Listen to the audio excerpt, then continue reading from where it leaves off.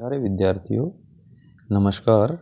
आज आपका अपना YouTube चैनल आपके लिए लेकर आया है कक्षा 10वीं के लिए जो अभी प्री बोर्ड परीक्षाएं हो रही हैं और जो आपकी फर्स्ट सेमेस्टर की परीक्षा होगी उसके लिए जो प्रश्न पत्र का प्रारूप है वो कैसा होगा वो आज हम इस वीडियो में करेंगे।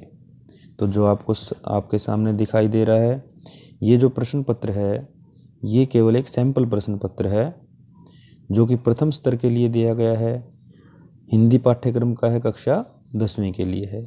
आपको इसको हल करने के लिए 90 मिनट मिलेंगे और इसकी अधिकतम अंक सीमा होगी 40। तो इसमें सबसे पहले हमने जो प्रश्न पत्र आपको दिया जाएगा इसके जो निर्देश होते हैं उनको हमने पढ़ना ज़रूरी होता है। उसी से पता लगता है कि हमने प्रश्नों को कैसे हल करना है। तो सबसे पहले सामान्य निर्देश दिया गया है।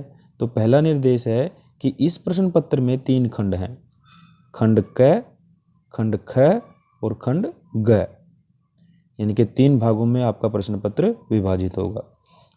दूसरा निर्देश है इस प्रश्न पत्र में कुल 10 वस्तु परक प्रश्न पूछे गए हैं।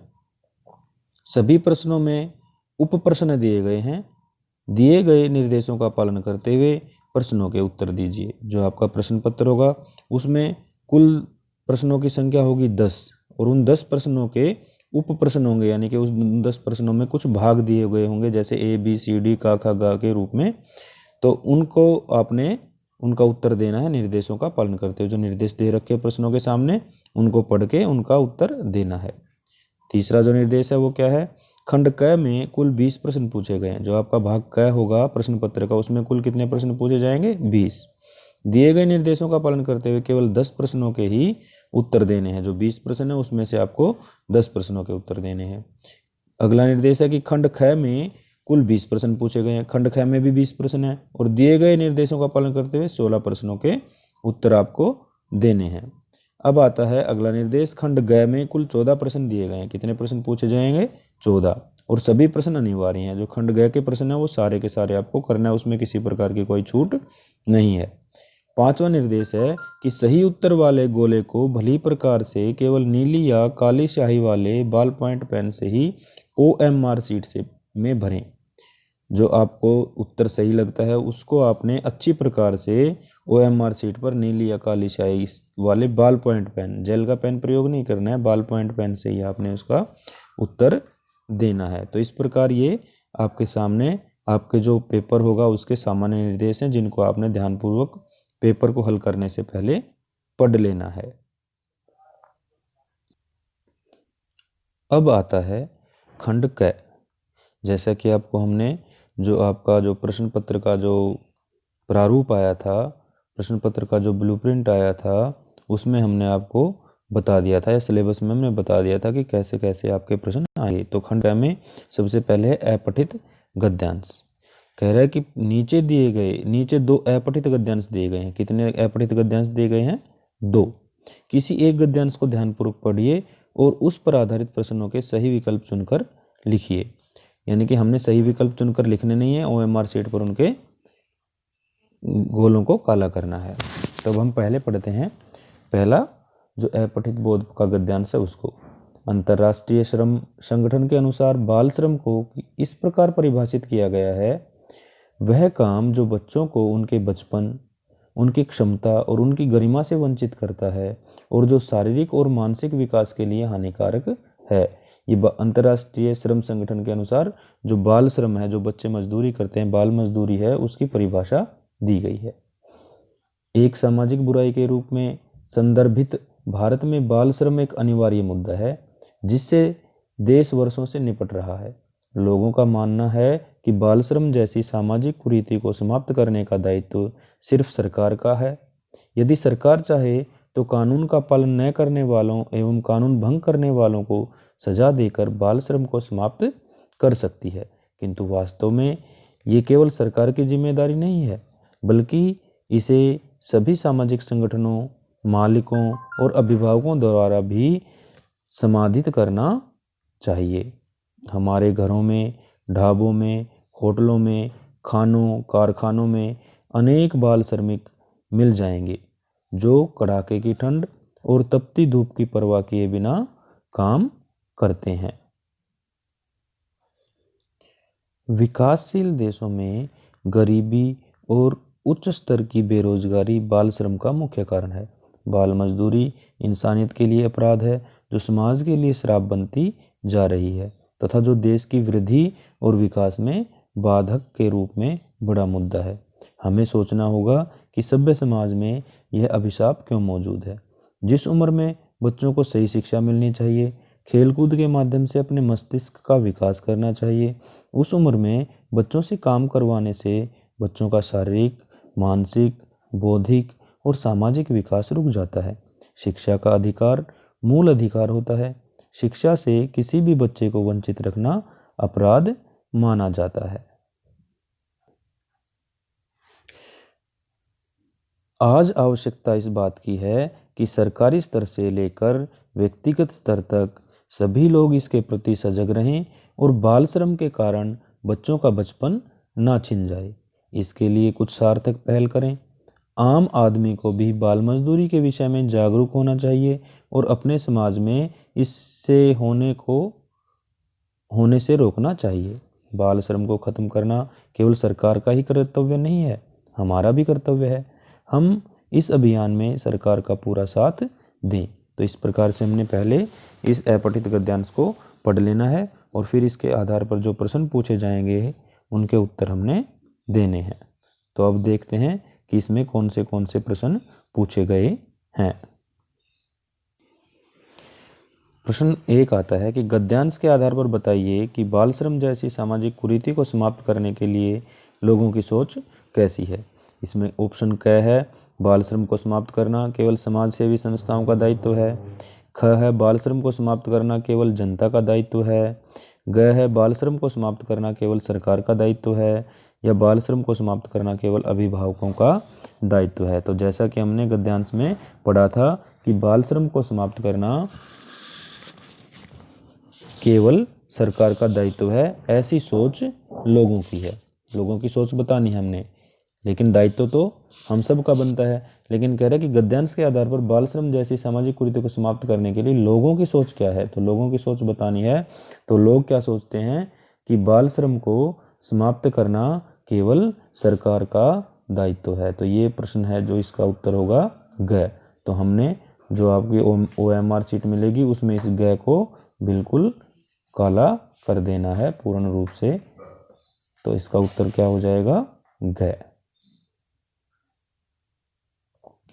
प्रश्न नंबर 2, घरों में, ढाबों में, होटलों में, खानों कारखानों में अनेक बाल श्रमिकों को काम करता देखकर भी हम उदासीन क्यों बने रहते हैं। कह रहे कि जब हम बच्चों को देखते हैं तो हम उदासीन क्यों हो जाते हैं। इसका पहला है हम सिर्फ अपने बारे में ही सोचते हैं। ख है हम जागरूक बनना नहीं चाहते। ग है हम उनकी सहायता करना नहीं चाहते। और घ है हम संवेदना शून्य हो चुके हैं। तो इसका उत्तर क्या होगा कि हम संवेदना शून्य हो चुके हैं, हम में संवेदना नहीं है। तो हमने इस उत्तर को भी काला कर देना है अपनी OMR शीट में। अब आता है अगला प्रश्न। प्रश्न नंबर 3, गद्यांश के आधार पर बताइए कि बाल श्रम को रोकने के लिए सार्थक प्रयास क्यों किए जाने चाहिए। इसका उत्तर दे रखा है कि बाल श्रम के कारण बच्चों का बचपन छिन जाता है। बाल श्रम के कारण वे जल्दी बड़े हो जाते हैं। बाल श्रम के कारण बच्चों को घर पर ही रहना पड़ता है। बाल श्रम के कारण बच्चों को विद्यालय आना नहीं पड़ता। तो इसका उत्तर क्या होगा कि बाल श्रम के कारण बच्चों का जो बचपन है वो छिन जाता है। तो इसका उत्तर होगा क। हमने OMR शीट में इस क वाले गोले को काला कर देना है। अब आता है प्रश्न नंबर 4। प्रश्न नंबर 4 में क्या पूछ रहा है, बच्चों को बाल श्रम के लिए क्यों विवश किया जाता है। बच्चे हैं उनको बाल श्रम के लिए विवश क्यों किया जाता है। क जागरूकता का अभाव। ख निर्धनता और भूखमरी। ग शिक्षा का अभाव। तो हमने इसमें देखना है। और घ है लोगों की मनोवृत्ति। तो हमने इसको देखना है कि बाल श्रम जो है उसके लिए क्या है कि निर्धनता और भूखमरी है, कि इसलिए बच्चों को क्या करते हैं हम बाल श्रम में भेजते हैं। भारत में क्या है? निर्धनता और भूखमरी। इसका उत्तर क्या हो जाएगा हमारा? ख। अब आता है प्रश्न नंबर 5। बाल श्रम जैसे सामाजिक अभिशाप से देश को क्या नुकसान होता है? बाल श्रम एक बच्चे को बचपन के सभी लाभों से दूर रखता है। लाखों बच्चे उचित शिक्षा से वंचित हो जाते हैं। बच्चों का शारीरिक, मानसिक और सामाजिक विकास अवरुद्ध हो जाता है। बाल श्रम से देश का आने वाला कल अंधकार की ओर जाने लगता है। तो इसका उत्तर क्या होगा कि बाल श्रम से देश का आने वाला कल है वो अंधकार की ओर जाने लगता है। आने वाले कल का मतलब जो आज के बच्चे हैं वो कल के नागरिक बनेंगे। और अगर हमारे नागरिक ही शुरू से बाल श्रम करने लग जाएंगे, बाल मजदूर बन जाएंगे, तो हमारा जो हम आने वाला कल है, जो हम अपने देश में उन्नति करने वाले हैं, वो हम उन्नति नहीं कर सकते। इस प्रकार से हमने इस अपठित गद्यांश को पढ़ करके इसके प्रश्नों के उत्तर देने हैं। अब हम आगे प्रश्न पत्र को देखते हैं कि आगे क्या आता है। अब अगला प्रश्न जो है हमारा अपठित बोधकाई है, जो कि अथवा में है। अगर आपको ये आसान लगे तो आपको इसको पढ़ करके इसके प्रश्नों के उत्तर दे दें। निसंदेह सहजता से यह एक दिन भिन्न भिन्न भूमिकाएं जीते हुए महिलाएं किसी भी समाज का स्तंभ हैं, लेकिन आज भी दुनिया के कई हिस्सों में समाज उनकी भूमिका को नज़रअंदाज करता है। इसके चलते महिलाओं को बड़े पैमाने पर असमानता, उत्पीड़न, वित्तीय निर्भरता और अन्य सामाजिक बुराइयों का खामियाजा सहन करना पड़ता है। भारत में महिला सशक्तिकरण की आवश्यकता के बहुत से कारण सामने आते हैं। प्राचीन काल की अपेक्षा मध्यकाल में भारतीय महिलाओं के सम्मान स्तर में काफ़ी कमी आई। जितना सम्मान उन्हें प्राचीन काल में दिया जाता था, मध्यकाल में वह सम्मान घटने लगा था। आधुनिक युग में कई भारतीय महिलाएं कई सारे महत्वपूर्ण राजनीतिक तथा प्रशासनिक पदों पर पदस्थ हैं। फिर भी सामान्य ग्रामीण महिलाएं आज भी अपने घरों में रहने के लिए बाध्य हैं और उन्हें सामान्य स्वास्थ्य सुविधा और शिक्षा जैसी सुविधाएं भी उपलब्ध नहीं हैं। ग्रामीण महिलाएं सदियों से घर तथा खेतों में पुरुषों के बराबर ही काम करती आई हैं, लेकिन वहाँ उन्हें सामंती सोच के कारण दूसरे दर्जे का नागरिक ही माना जाता रहा है। अब ग्रामीण समाज की सोच बदलने का वक्त आ गया है। सामाजिक असमानता, पारिवारिक हिंसा, अत्याचार और आर्थिक अनिर्भरता, इन सभी से महिलाओं को छुटकारा पाना है तो ज़रूरत है महिला सशक्तिकरण की। महिला सशक्तिकरण से महिलाएं आत्मनिर्भर और शक्तिशाली बनती हैं, जिससे वे अपने जीवन से जुड़े हर फैसले स्वयं ले सकती हैं और परिवार और समाज में अपना स्थान बनाती हैं। समाज में उनके वास्तविक अधिकार को प्राप्त करने के लिए उन्हें सक्षम बनाना महिला सशक्तिकरण है।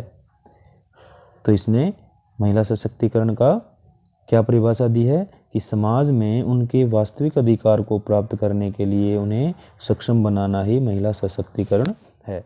महिला सशक्तिकरण का अर्थ है महिलाओं को राजनीतिक, सामाजिक, शैक्षिक और आर्थिक क्षेत्र में बराबर का भागीदार बनाया जाए। भारतीय महिलाओं का सशक्तिकरण बहुत हद तक भौगोलिक, शहरी और ग्रामीण शैक्षणिक योग्यता और सामाजिक एकता के ऊपर निर्भर करता है। अभी हम ये गद्यांश और पढ़ रहे हैं और इसमें बचा हुआ हिस्सा पढ़ लेते हैं। महिला सशक्तिकरण से महिलाएं केवल आर्थिक रूप से सुदृढ़ नहीं हुई हैं, अपितु परिवार और समाज की सोच में भी सकारात्मक परिवर्तन दिखाई देने लगे हैं। वर्तमान समय में लोग बेटियों को बोझ समझकर दुनिया में आने से पहले ही मारे नहीं, इसलिए विकास की मुख्य धारा में महिलाओं को लाने के लिए भारत सरकार के द्वारा कई योजनाएं चलाई गई हैं। तो इस प्रकार से हमने पैराग्राफ ध्यानपूर्वक पढ़ लेना है। अब हम देखते हैं इसका प्रश्न नंबर 1। गद्यांश के आधार पर बताइए कि महिला सशक्तिकरण की आवश्यकता क्यों महसूस की गई। इसका उत्तर दे रखा है कि समाज में महिलाओं की स्थिति निर्बल थी, वे आत्मनिर्भर थी, वे अपने निर्णय लेने में सक्षम थी, वे शिक्षित थी। तो इसमें इसका उत्तर क्या होगा कि समाज में महिलाओं की स्थिति निर्बल थी। तो इसका उत्तर क्या हो जाएगा, जिसको हमने ओएमआर शीट पे भर देना है। अब आता है गद्यांश का प्रश्न नंबर 2। ग्रामीण सोच में परिवर्तन लाने के लिए क्या किया जा सकता है।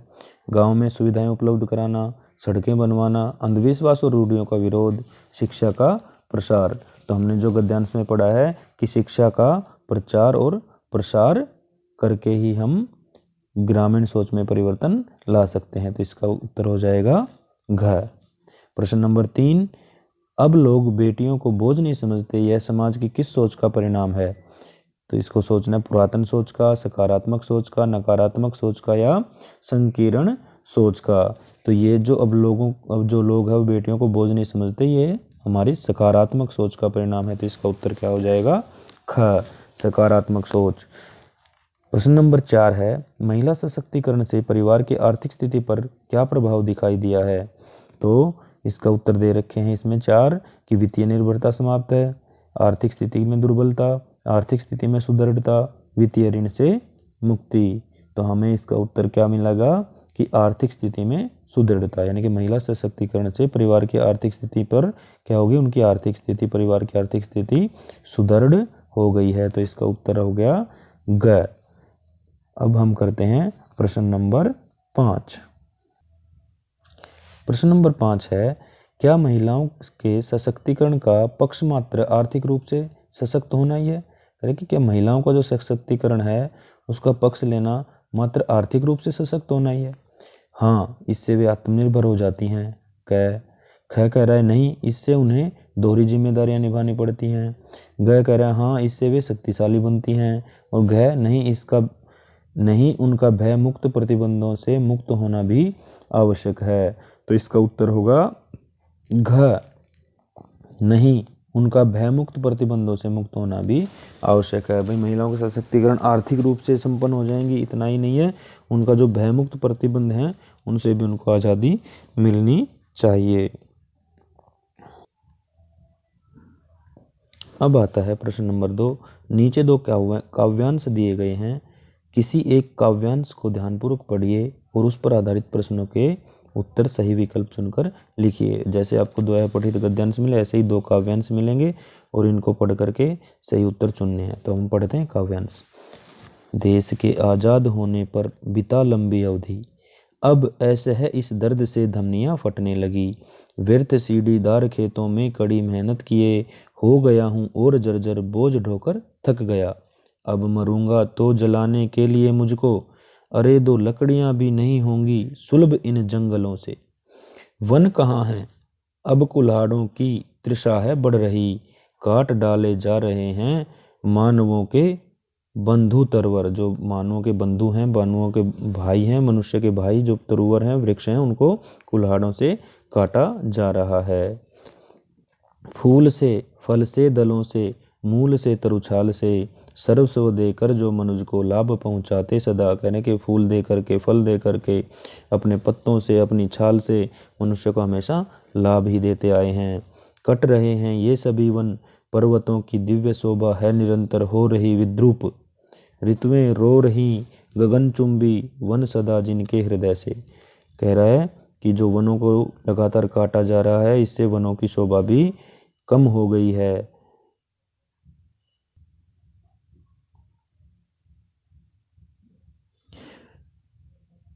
पर्वतों की दिव्य शोभा है निरंतर हो रही विद्रूप।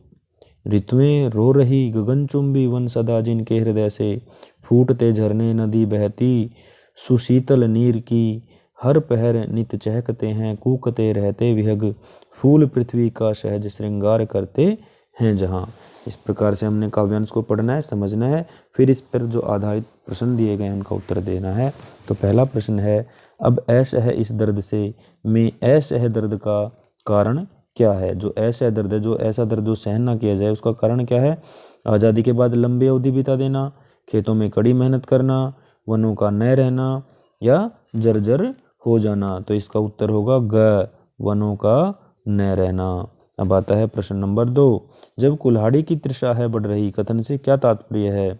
जो इसमें हमने लाइन पढ़ी थी, कुल्हाड़ी की तृषा है बढ़ रही, इस कथन का क्या मतलब है? हिंसा बढ़ना, सामाजिक क्रांति होना, युद्ध का अवसर आना, पेड़ों को काटकर भी तृप्त ना होना। यानी कि तृषा का मतलब होता है प्यास। कह रहे हैं कि कुल्हाड़ी की जो तृषा है वो बढ़ रही है, पेड़ों को काट भी रही है, फिर भी तृप्त नहीं हो रही है। इसके लिए इसका उत्तर होगा घ, कि पेड़ों को काट कर भी तृप्त ना होना। प्रश्न नंबर 3 में पूछा गया है, अंत्येष्टि के लिए लकड़ियां सुलभ न होने का कारण है। वन काटे जा रहे हैं, वर्षा के अभाव में वनों का सूखना, वन महोत्सव, मुनाफाखोरी। तो इसका उत्तर क्या होगा कि भाई अंत्येष्टि के लिए हमें लकड़ियां भी सुलभ ना होंगी, इसका मतलब अब वन काटे जा रहे हैं। इसका उत्तर क्या होगा? क।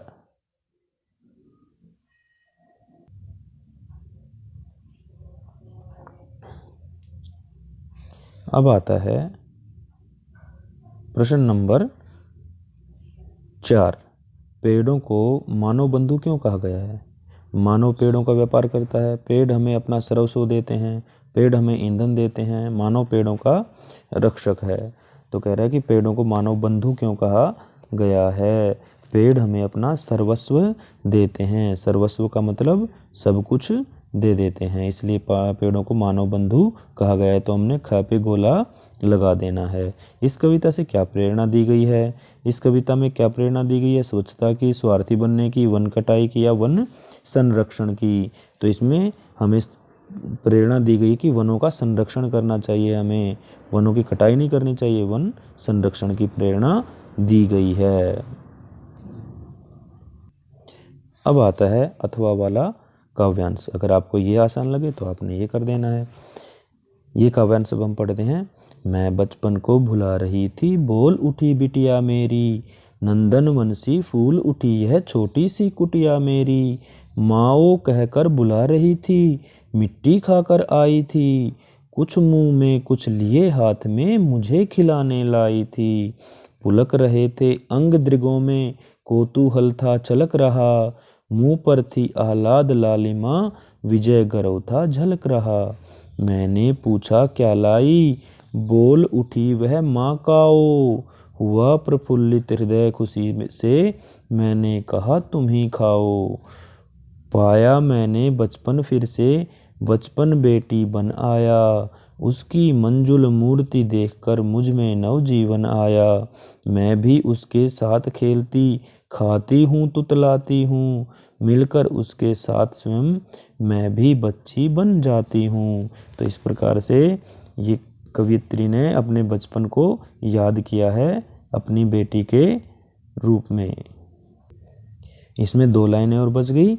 जिसे खोजती थी बरसों से, अब जाकर उसको पाया, भाग गया था मुझे छोड़कर, वह बचपन फिर से आया। ये सुभद्रा कुमारी चौहान की कविता है, उसमें से ये लाइनें, ये काव्यांश लिया गया है, जिसको पढ़ करके आपने अब उसके उत्तर देने हैं। तो इसका पहला प्रश्न है, काव्यांश के आधार पर बतलाइए कि कवयित्री ने अपने बचपन को किस रूप में पुनः प्राप्त किया है? सहेली के रूप में, बिटिया के रूप में, बचपन की मधुर स्मृति के रूप में या माँ के रूप में? तो इसका उत्तर क्या होगा? इसका उत्तर होगा ख, अपनी बिटिया के रूप में। अब आता है प्रश्न नंबर 2। कवित्री वर्षों से किसे खोज रही थी? अपनी बेटी को, बचपन की सहेली को, अपने साहचर्य को या अपने बचपन को? तो इसका उत्तर हो जाएगा किसको खोज रही थी? अपने बचपन को। और उसने अपने बचपन को किस रूप में पाया? अपनी बेटिया के रूप में पा लिया है। प्रश्न नंबर 3। कवित्री की बेटी के चेहरे पर किस कारण विजय गर्व झलक रहा था? जब हमने अभी उसमें कविता में पढ़ा था, तो कह रहा है कि माँ को संग खेलते देखकर, माँ के साथ मिट्टी में खेलने के कारण, माँ को मिट्टी खिलाने लाने के कारण, माँ को प्रसन्न देखकर विजय गर्व झलक रहा था। तो उसने वो क्या लेकर आई थी? अपने आप तो मिट्टी खाकर आई थी और अपनी माँ के लिए मिट्टी खाने के लिए लाई थी। इसलिए माँ को मिट्टी खिलाने लाने के कारण उसकी चेहरे पर विजय गर्व झलक रहा था। इसका उत्तर होगा ग। प्रश्न नंबर 4।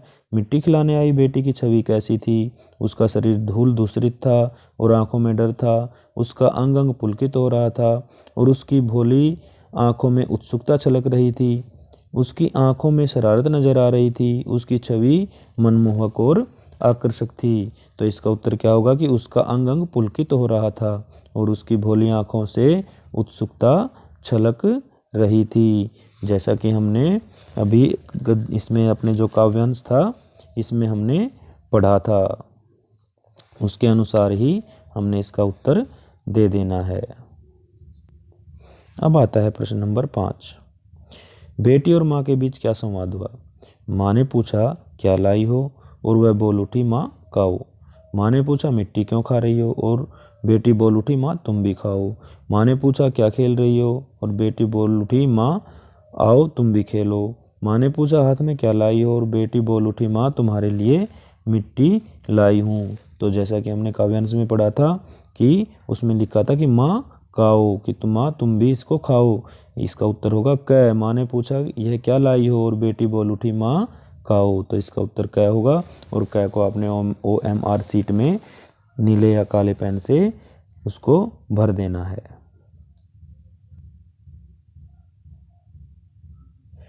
अब आपका आता है खंड ख। खंड ख जो व्याकरण से संबंधित है। निर्देश अनुसार किन्हीं 4 प्रश्नों के उत्तर लिखिए। 4 प्रश्नों के उत्तर देने हैं। बादल घिर आए और वर्षा होने लगी। रचना के आधार पर वाक्य का भेद बताना है कि बादल घिर आए और वर्षा होने लगी। तो रचना के आधार पर ये वाक्य का कौन सा भेद होगा? सरल वाक्य, मिश्र वाक्य, संयुक्त वाक्य, साधारण वाक्य। तो ये होगा हमारा संयुक्त वाक्य। बादल घिर आए और से जोड़ रखा है इस वाक्य को, तो ये क्या बन जाएगा? संयुक्त वाक्य है। निम्नलिखित में से मिश्र वाक्य क्या है? अवनी आई और पढ़ने बैठ गई। बच्चे दूध पीकर सो गए। अध्यापक के सामने सब शांत रहे। जो झूठ बोलते हैं उन पर विश्वास मत करो। तो इसमें जो हमारा संयुक्त वाक्य क्या कहते हैं, मिश्र वाक्य कौन सा होगा? जो झूठ बोलते हैं उन पर विश्वास मत करो। ये हमारा क्या है? मिश्र वाक्य है।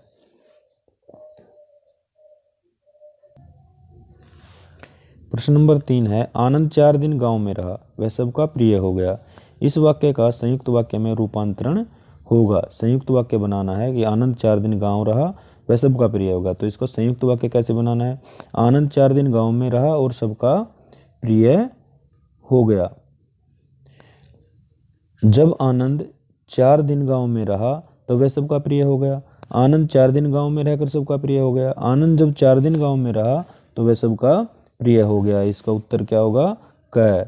आनंद 4 दिन गांव में रहा और सबका प्रिय हो गया। संयुक्त कर दिया, इसको जोड़ दिया किससे? और से। तो इसका उत्तर हो गया क। वह पुस्तक कहाँ है जो कल खरीदी थी? रेखांकित उपवाक्य का भेद है। कह रहे कि ये जो रेखांकित उपवाक्य है इसका भेद बताना है कि वह पुस्तक कहाँ है जो कल खरीदी थी। संज्ञा आश्रित उपवाक्य, सर्वनाम आश्रित उपवाक्य, क्रिया विशेषण आश्रित उपवाक्य, विशेषण आश्रित उपवाक्य। तो ये कौन सा उपवाक्य होगा? विशेषण आश्रित उपवाक्य होगा, क्योंकि इसमें वही पुस्तक पूछ रखी है जो कल खरीदी थी। ठीक है।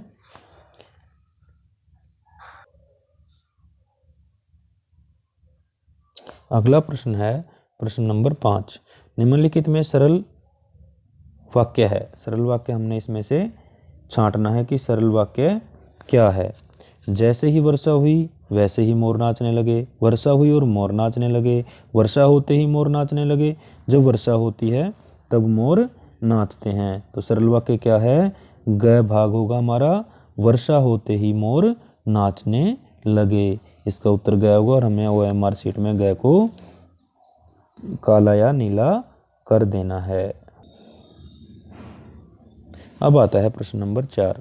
निर्देश अनुसार किन्हीं 4 प्रश्नों के उत्तर लिखिए। ये भी 4 प्रश्नों के उत्तर देने हैं। निम्नलिखित वाक्य का वाच्य लिखिए। पर्यटकों द्वारा तीर्थ यात्रा की गई है। आपको अध्यापकों ने आपका वाच्य परिवर्तन करवा दिया होगा। तो इसमें कौन सा है? कृतिवाच्य है, भाववाच्य है, कर्मवाच्य है, करणवाच्य है। तो पर्यटकों द्वारा यात्रा की गई, यानी कि ये हमारा कौन सा होगा? इसका उत्तर होगा ग, कर्मवाच्य। ठीक है, के द्वारा यात्रा की गई। दूसरा प्रश्न है, हालदार साहब ने पान खाया। उपयुक्त वाक्य को कर्मवाच्य में बदलिए, यानी कि इसको कर्मवाच्य में बदलना है। जैसा कि आपको ऊपर वाक्य दिखा रखा है कि पर्यटकों द्वारा तीर्थ यात्रा की गई, कर्मवाच्य में के द्वारा से हमें इसको जोड़ना है। तो हालदार साहब द्वारा पान खाया गया। ठीक है, खाया जाता है, हालदार साहब से पान नहीं खाया जाता। हालदार साहब पान खा रहे हैं, हालदार साहब द्वारा पान खाया गया। तो वाक्य क्या था? हालदार साहब ने पान खाया। खाया का मतलब खाया गया। इसका उत्तर होगा घ, हालदार साहब द्वारा पान खाया गया। अब आता है हमारा प्रश्न 3। पक्षी बाग छोड़कर नहीं उड़े। उपरयुक्त वाक्य को भाववाच्य में बदलिए। किस वाक्य में बदलना है हमें? इसको भाववाच्य में बदलना है। तो भाववाच्य में कैसे बदलेंगे? पक्षी बाग छोड़कर नहीं उड़ सके, पक्षियों से बाग छोड़कर उड़ा नहीं गया। पक्षी बाग छोड़कर नहीं उड़ सकते, पक्षियों से बाग छोड़कर उड़ा नहीं जाता। तो वाक्य था हमारा पक्षी बाग छोड़कर नहीं उड़े, यानी कि पक्षियों से बाग छोड़कर उड़ा नहीं गया। नहीं उड़े का मतलब उड़ा नहीं गया। तो इसका उत्तर होगा ख। ख से हम भाववाच्य इसका बना देंगे। उससे चला भी नहीं जाता, चला भी नहीं गया, वैसे ही हमने इसका भाववाच्य बना देना है। प्रश्न नंबर 4 है, निम्नलिखित वाक्यों में से कृत्रिवाच्य वाला वाक्य छांटिए। कह रहे कि निम्नलिखित जो वाक्य इनमें से कृत्रिवाच्य छांटना है।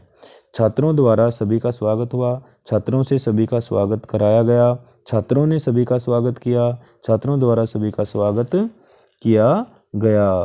तो इसका उत्तर क्या होगा कृत्रिवाच्य में? गए। छात्रों ने सभी का स्वागत किया। अब हम करते हैं इसका लास्ट प्रश्न, प्रश्न नंबर 5।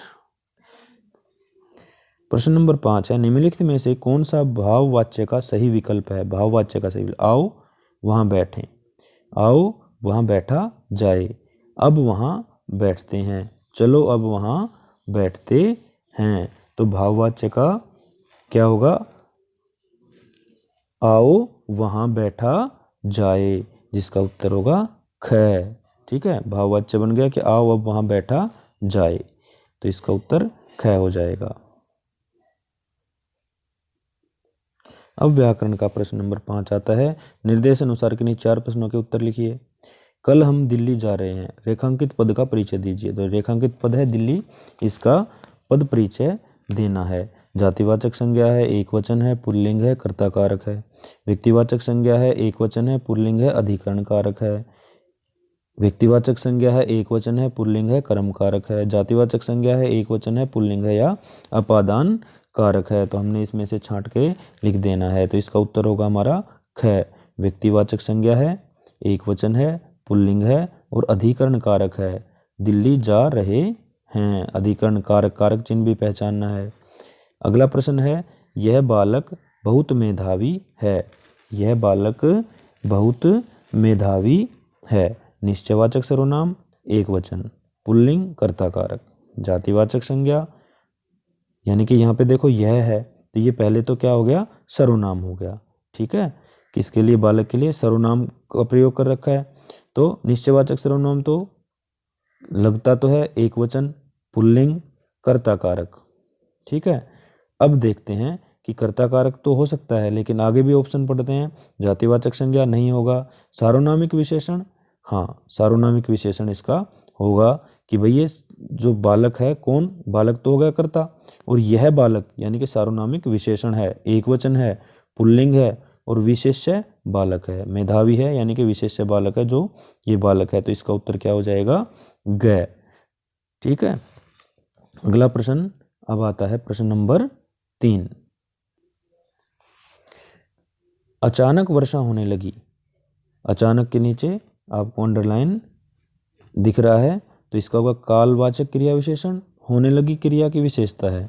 रीतिवाचक क्रिया विशेषण, होने लगी क्रिया की विशेषता है। स्थानवाचक क्रिया विशेषण, होने लगी क्रिया की विशेषता है। परिमाणवाचक क्रिया विशेषण, होने लगी क्रिया की विशेषता है। तो इसका उत्तर होगा ख। रीतिवाचक शब्द है, यानी कि रीतिवाचक क्रिया विशेषण है। अचानक, होने लगी क्रिया की विशेषता है। तो सब में एक दे रखी है, लेकिन ये क्या है? अचानक शब्द है, ये रीतिवाचक क्रिया विशेषण है। प्रश्न नंबर 4, वाह भारत मैच जीत गया। समुच्चय बोधक अव्यय है, विस्मयादि सूचक अव्यय है, शोक सूचक है, संबंध बोधक अव्यय है, विस्मयादि सूचक अव्यय है, प्रसन्नता सूचक है, भाव की अभिव्यक्ति है। अब देखो ख में भी दे रखा है विस्मयादि सूचक अवयव, और इसमें भी विस्मयादि सूचक अवयव दे रखा है, इसमें शोक सूचक दे रखा है और इसमें प्रसन्नता सूचक दे रखा है।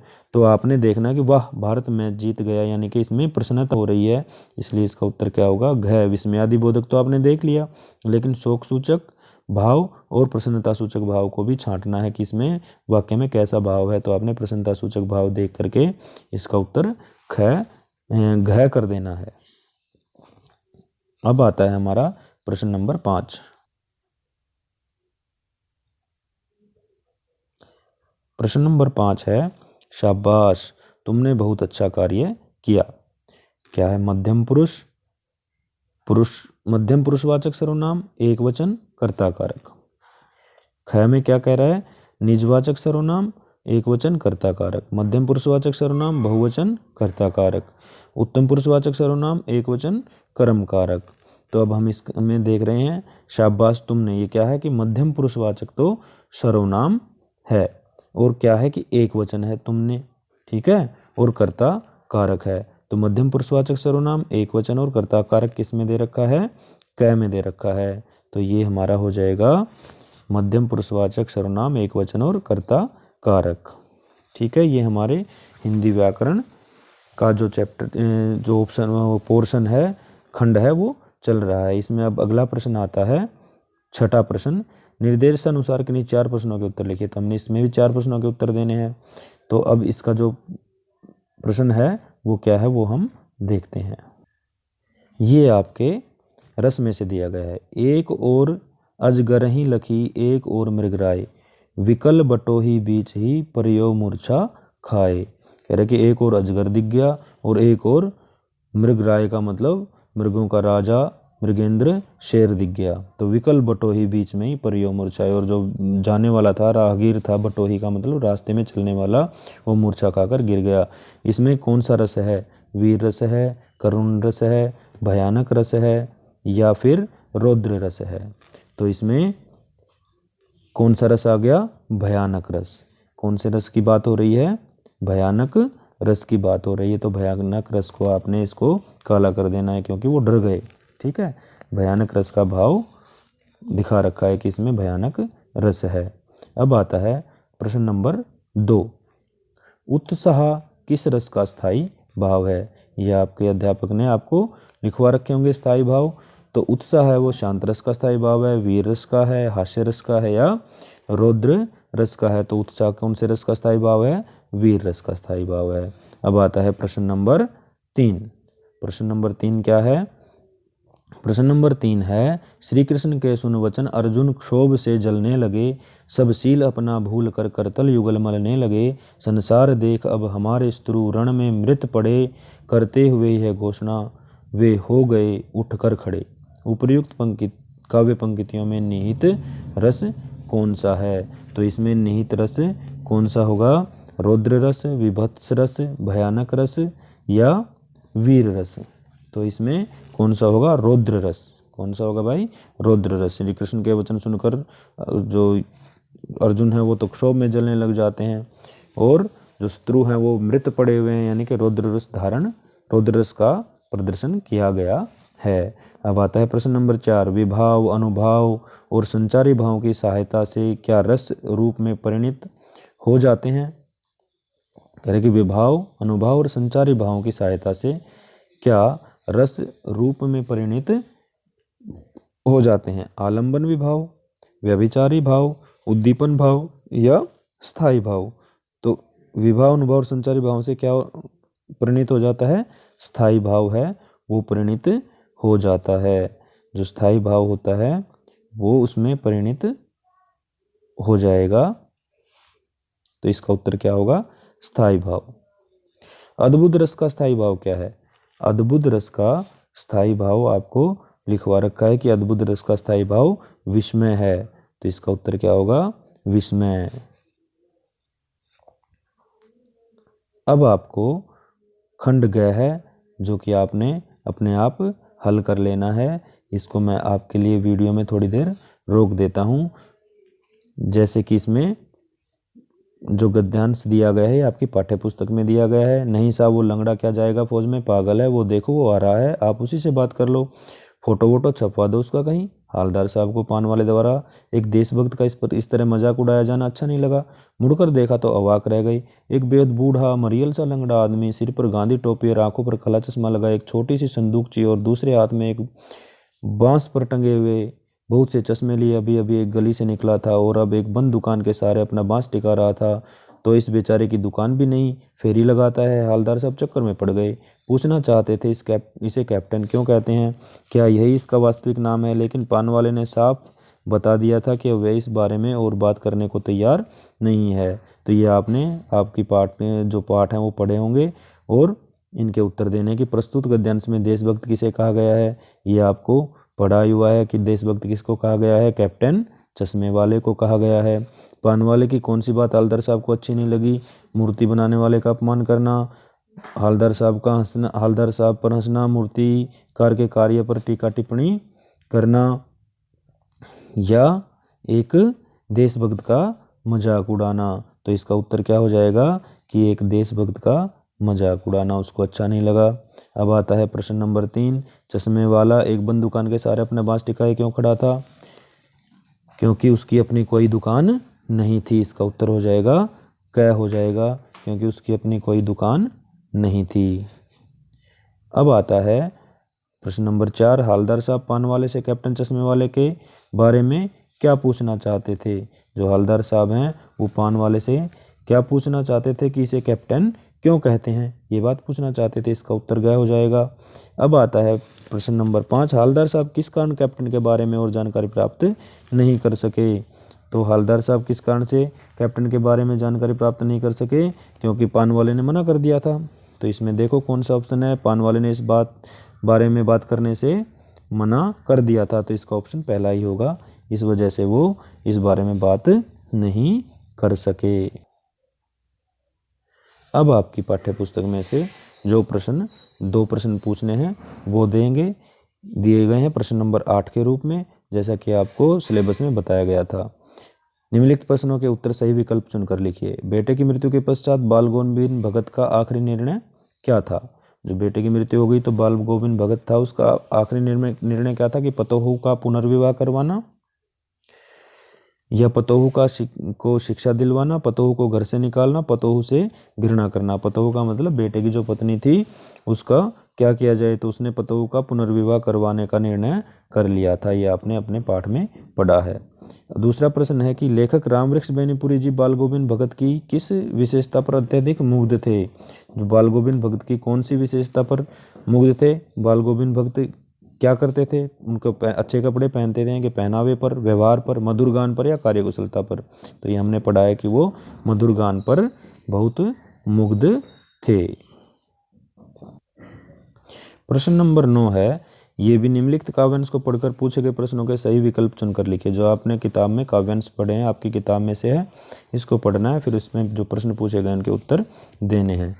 नाथ शंभु धनु भंजनिहारा, हो ही केहू एक दास तुम्हारा। आयसु कहा कही किन मोही, सुनि रिसाई बोले मुनि कोही। सेवक सो जो करे सेवकाई, अरि करनी करि करई लराई। सुनहु राम जेहि शिव धनु तोरा, सहस बाहु सम सो रिपु मोरा। सो बिल गाऊ बिहाई समाजा, न तन मारे जेहि सब राजा। सुनि मुनि वचन लखन मुस्काने, बोले परसु धरहि अपमाने। बहुधन हुई तोरी लरिकाई, कबहु न असीरी से किनी गोसाई। ये धनु पर ममता के ही हेतु, सुनी रिसाई कहे भृगुकुल केतु। रे नृप बालक काल बस, बोलत तो ही न संभार। धनु हुई सम त्रिपुरारी धनु, विदित सकल संसार। तो ये जो आपका काव्यांश है ये लिया गया है राम लक्ष्मण परशुराम संवाद से। और परशुराम जी जब क्रोधित हो जाते हैं, जब श्री रामचंद्र जी शिव धनुष को तोड़ देते हैं सीता स्वयंवर में, और लक्ष्मण जी उनके गुस्से को और बढ़ा देते हैं, उस प्रसंग में से ये बातें ली गई। अब हमने प्रश्न पढ़ना है और उनके उत्तर देने हैं। परशुराम के क्रोध को शांत करने के लिए राम ने उनसे क्या कहा? धनुष तोड़ने वाला कोई राजकुमार है, धनुष तोड़ने वाला आपका कोई सेवक होगा, धनुष तोड़ने वाला आपका कोई मित्र होगा, या धनुष आपने अपने आप टूट गया। तो उन्होंने क्या कहा था? धनुष तोड़ने वाला कोई आपका सेवक होगा। धनुष तोड़ने वाला कौन होगा? कोई आपका सेवक होगा। ये बात आपकी इस पहली लाइन में ही बताई गई है। नाथ शंभु धनु भंजनिहारा, हो ही केहू एक दास तुम्हारा। यानी कि कोई इसके शिव को धनुष को तोड़ने वाला तुम्हारा कोई एक दास ही होगा। प्रश्न नंबर 2 आता है, स्वयंवर में जो धनुष टूट गया था वह किसका धनुष था? राजा जनक का था, राम का था, विष्णु जी का, परशुराम जी के आराध्य शिव जी का था। तो ये कौन किसका था? परशुराम जी के आराध्य शिव जी का धनुष था। प्रश्न नंबर 3 है, शिव धनुष टूटने पर परशुराम क्रोधित क्यों हुए? परशुराम जी शिव भक्त थे और उन्हें शिव धनुष प्रिय था। उन्हें सीता स्वयंवर में आमंत्रित नहीं किया गया था। वे क्षत्रिय कुल के विरोधी थे। परशुराम जी क्रोधी स्वभाव के थे। इसका उत्तर क्या होगा? इसका उत्तर होगा परशुराम जी शिव भक्त थे और उन्हें शिव धनुष प्रिय था। इसका उत्तर क्या होगा? परशुराम जी शिव भक्त थे और उन्हें शिव धनुष बहुत प्रिय था, इसलिए वो क्रोधित हो गए। प्रश्न नंबर 4 है, भृगुकुल केतु किसे कहा गया है? लक्ष्मण को, राजा जनक को, परशुराम को, विश्वामित्र को। तो भृगुकुल केतु किसे कहा गया है?